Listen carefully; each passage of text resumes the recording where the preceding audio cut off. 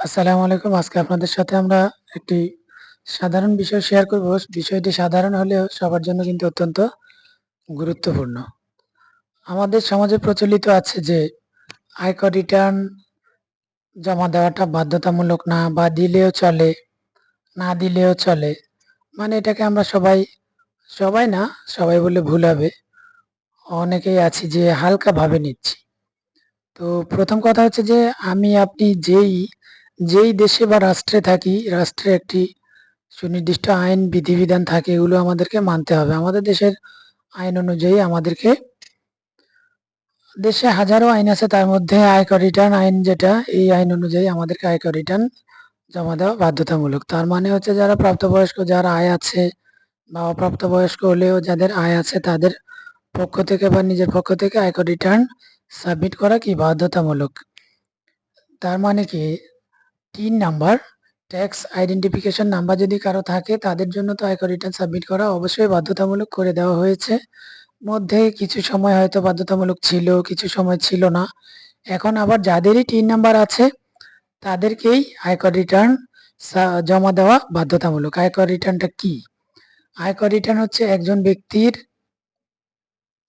তিনি কি করেন, তার যেই জীবন যাপনের যে চলা, এই চলার যে খরচটা কোত্থেকে আসে, বা উনি যদি বেকার হন কোত্থেকে আসে, উনি যদি চাকরিজীবী হন কত টাকা আয় করেন, কি পরিমাণ সেখানে খরচ, আয়ের মধ্যে আপনার কি কি ধরনের ভাতা পাচ্ছেন উনি, এগুলোর বর্ণনা উপস্থাপন করতে হয়। তারপর হচ্ছে আপনার ব্যক্তিগত পারিবারিক জীবনে যে ব্যয়, জীবনযাপনের ব্যয়টা তুলে ধরতে হয়। আপনার কি কি স্থাবর অস্থাবর সম্পদ আছে, এগুলো তুলে ধরতে হয়। আপনার কোনো যদি ঋণ থাকে, মানে হচ্ছে দায় থাকলে, এগুলো তুলে ধরা। এই যে আয়, ব্যয়, দায়, এগুলোর বিবরণী উপস্থাপন করাটাই কি আয়কর রিটার্ন জমা দেওয়া বা আয়কর রিটার্ন। এখন আয়কর রিটার্ন আমাদেরকে কেন বাধ্যতামূলকভাবে জমা দিতে হবে?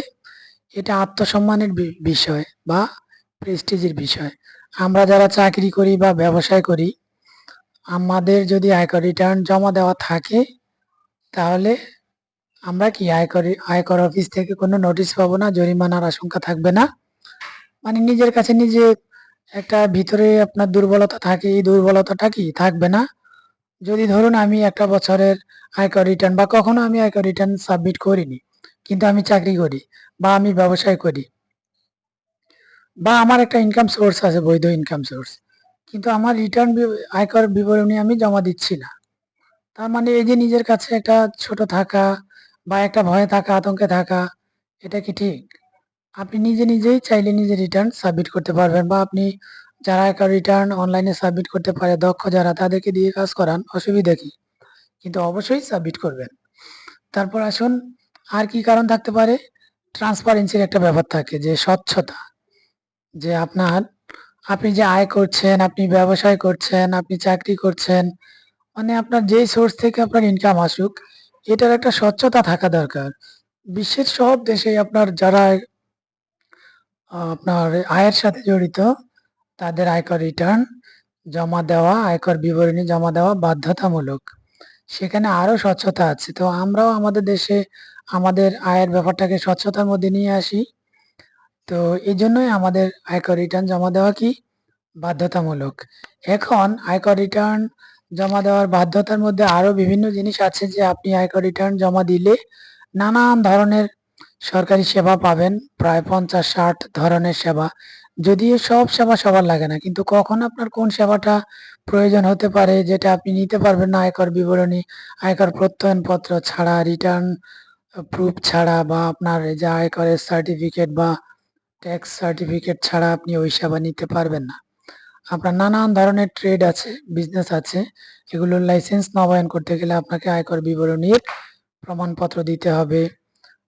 তারপর ব্যবসায়ের আরো অনেক জিনিস আছে, যেগুলো আপনি করতে গেলে আয়কর বিবরণী লাগে।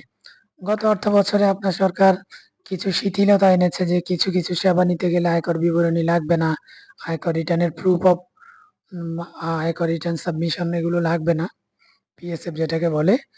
আহ, কিন্তু আপনার অনেক সেবা আছে এখনো, যেটা নিতে গেলে আপনাকে অবশ্যই আয়কর রিটার্ন জমা দিতে হবে।